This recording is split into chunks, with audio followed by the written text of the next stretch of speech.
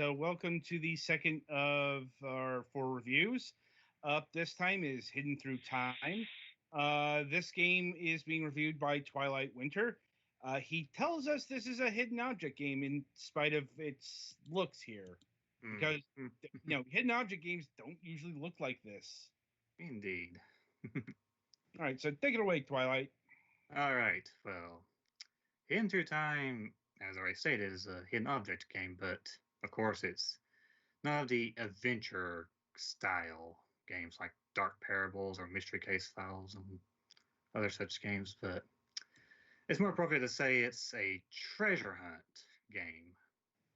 A treasure hunt through time, as the title implies. Looks kind of like It, Where's Waldo? that's what some people were comparing it to, actually. Yeah, since it does involve one of the, well, not quite objects, but treasures, involves finding people. But anyway, yeah, so now, yeah, in the game's story, you are going through time, basically, finding various treasures for reasons.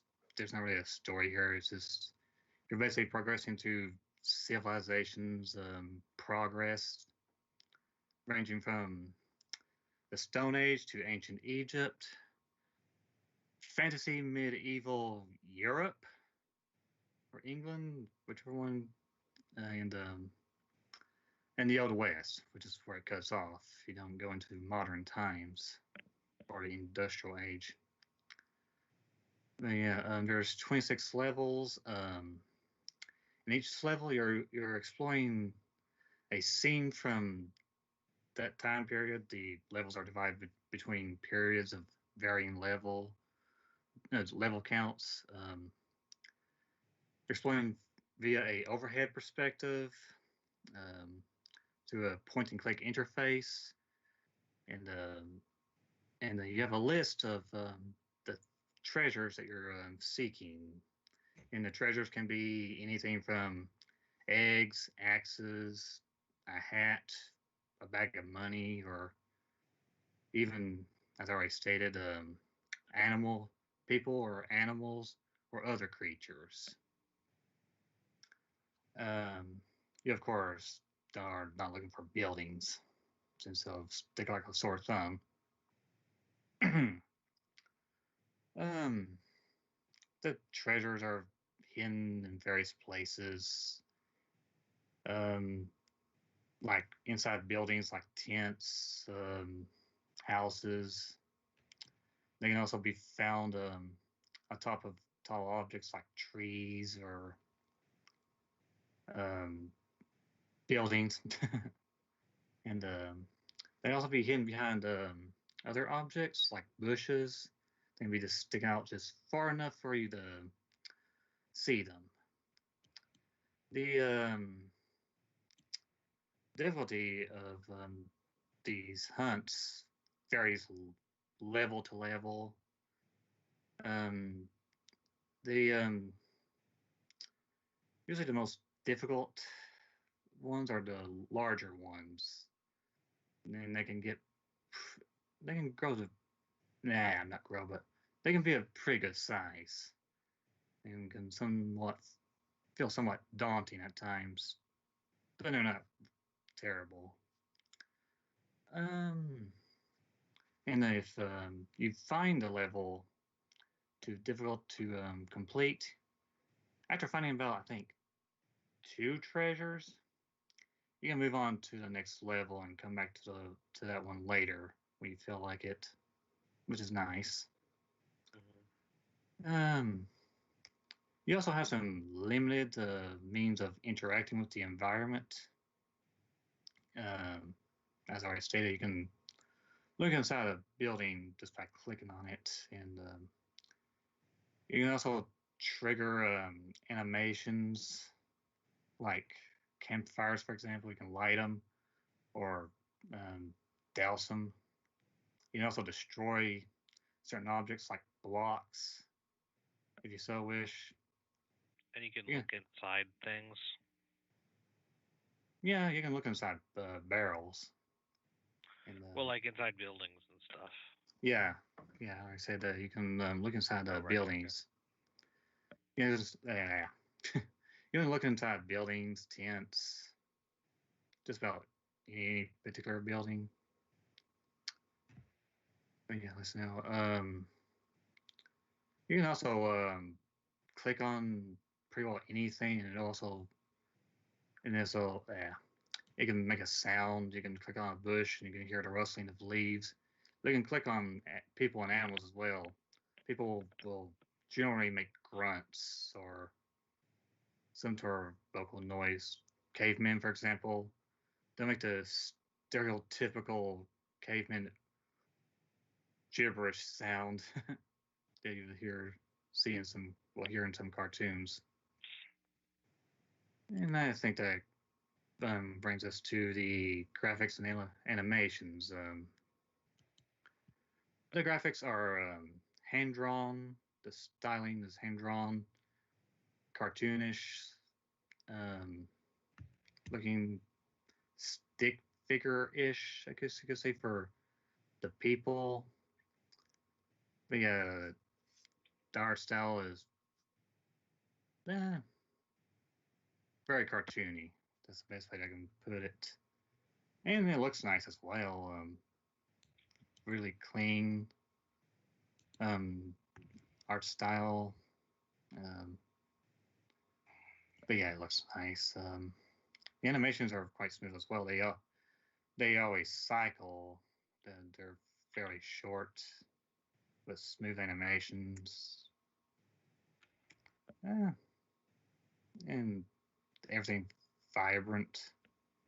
Yeah, I'll get to a certain thing I'll mention later. Sound and music. Let's see here. The sounds, uh, they're the usual stock kind of sounds. Well, I wouldn't really say stock, but for the environments, rustling leaves, rocks um, being dropped and whatnot, it's what you can imagine.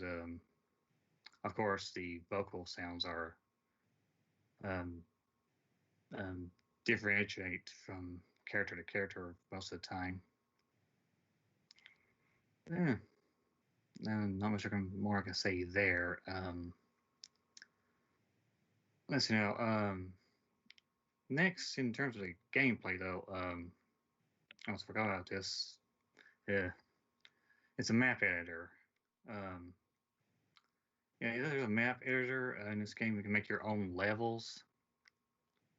Um, um, any that you want. The editor's interface is pretty simple and user friendly, and you can make just pretty well any level you want. You're not limited by periods. You can switch from Stone Age and go to like ancient Egypt and mix and match the props and buildings and characters together however you want. Um, and when naming your level, it's this game's pretty kids friendly. You're not allowed to use certain words. They're not family friendly, which I think is nice because this game's general audience, it seems to be mostly for children. And and when you make your own levels, you can play it yourself, or you can upload it online, where you can find a collection of user-made levels, and it's pretty plentiful actually. I was kind of surprised. It's good, but I was still surprised. You can download other people's custom levels and play them if you wish. But yeah, the as I said, the general audience for this game is for kids and family. Um, and I think overall, I enjoyed the game myself. Um, Fairly relaxing. Um, and not very stressful either. Since you can skip levels and whatnot. But yeah, I said as I've been saying, the target audience for this game is for um, mostly kids and family. But anyway, yeah. Oh yeah, I forgot to talk about the music. Um, I only remember hearing 3 tracks in this game. Most of the time when we were playing through the story, you're gonna be hearing the one particular um, music, one particular background song or background music. It's pretty relaxing. All 3 of the tracks that I remember hearing are nothing energetic. It's pretty chill, I guess you could say. I'm not very good at describing music, honestly. I don't think anyone here is in particular. Yeah. Um, let's see here. But yeah, overall, it's a good game. I can recommend it for anyone, for anybody. It's all around audience for anyone who is interested in treasure hunting type games, in object games. And I think that gets us to price. Yeah. So yeah, on Steam, the game is. Hold on just a second here. $7.99. Yeah, $7.99, so $8, which is a good price for this game. Um, yeah, you'll get plenty of mileage out of it if you're up for this type of game. You can also find this on other systems as well. It's on pretty well everything.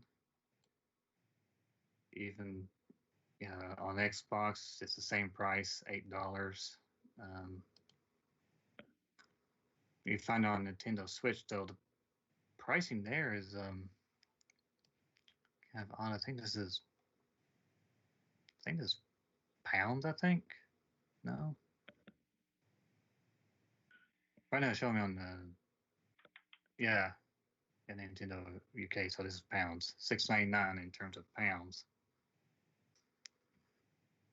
That's careful. That's pounds. That's what I said, pounds. Oh, I mean, Let me Oh, I check. read it wrong. Yeah, yeah, sorry. yeah. Pounds are not the same as dollars. Yeah, sorry. And in fact, that's actually kind of a problem with international pricing. If you Mhm. see something that is priced, say, $7 and £7, uh, the one in pounds is more expensive because it's Mhm. about. I think Looks like on the US eShop it's $7.99. all right there. Mm. See, yeah, that means the game is more expensive in England because pounds are worth more. Mhm. Although less more than they used to be. Right. Still more is the point. Which Mhm. means that should be like £5 or so, whatever. Yeah. But that's getting off track here. Mhm. Yeah. But yeah, this game can also be found on at the Apple Store and Google Play Store. Mm. They're $2 at the Apple Store, and at Google Play they're what the hell am I there? $3. I haven't played the phone versions of these games, so I really couldn't say. But I imagine I can really say, but I can imagine that interface would work well there. But yeah, the I would imagine it's somebody mostly would like have to play for mouse themselves to driven. be the judge of that, though. So yeah, anybody got any questions before ending this? Not that I can think of. All right, but yeah, it's a good game. You can get for your kids if you want, or you can get for yourself. Yeah, that's all I really got to say. All right then.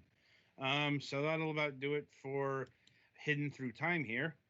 Be sure to tune in after the break as the Galax will be reviewing Reed Remastered for the Nintendo Switch.